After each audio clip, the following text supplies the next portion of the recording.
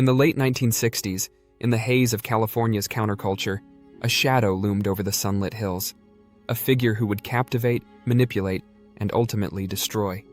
His name was Charles Manson, a man with a criminal past, a messianic delusion, and a charisma that drew the young, vulnerable, and searching into his orbit. Around him gathered a group of women, some barely out of their teens, each drawn by the promise of love, freedom, or purpose, each falling slowly into a world of drugs, ritual, and obedience that would lead them to acts beyond comprehension. Mary Bruner was among the first. She met Manson in 1967 and followed him into his commune, leaving behind a life that suddenly seemed hollow and meaningless. She became his right hand, helping to bring in more young women, distributing drugs, creating a network of devotion and dependency. She was the quiet architect of the early family, the one who laid the foundation for what would become a cult bound by fear, loyalty, and twisted affection. Lynette Squeaky Fromm was another. Barely a teenager when she encountered Manson, she became one of his most devoted followers. Later, she would attempt to assassinate President Gerald Ford, but even then, her life had already been shaped by the psychological chains Manson had woven around her. Her loyalty was absolute, her actions dictated by the voice of a man who convinced her that obedience was the truest form of love. Then there was Patricia Krenwinkel, young and fragile, looking for something she could not name. Manson's words offered her a vision of belonging, a sense of mission.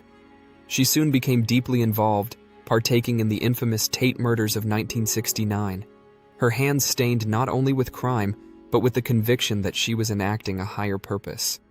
Susan Atkins, another youthful soul, similarly surrendered herself to Manson's spell. She admitted later, with a chilling clarity, her participation in the murders, her life entwined with the family in ways she would never fully escape. Leslie Van Houten was the youngest among them, only 19 when she joined. Like the others, she was seduced not just by the promise of communal life, but by the dangerous allure of belonging to something extraordinary, something violent, something that promised a new world. She participated in the murders of Leno and Rosemary LaBianca, a testament to the power Manson wielded over those who had placed their trust entirely in him. Other women, less famous but no less enmeshed, included Kathy Bissett, Ruth Ann Morehouse, Nancy Pittman, and Sandra Good. They were the fabric of the family, tending to the commune, managing supplies, recruiting new members, and often becoming instruments in Manson's schemes.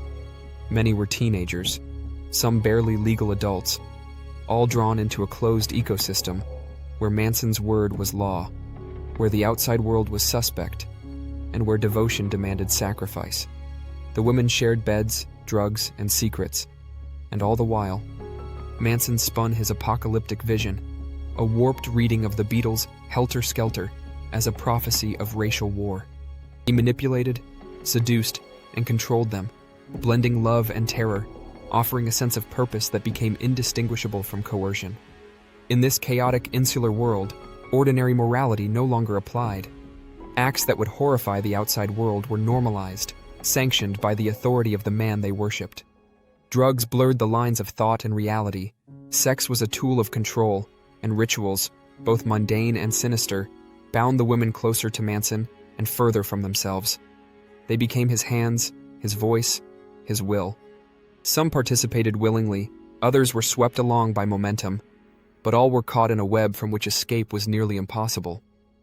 When the killings came, the world saw only the horror, but behind each act was a complex lattice of devotion and vulnerability, a generation of young women shaped by a man who had learned to exploit the fragile, searching hearts of the disillusioned. Their ages, their backgrounds, their dreams, all mattered little against the magnetic pull of Manson's vision. They were family in the most terrifying sense, bound together by fear, love, drugs, and murder.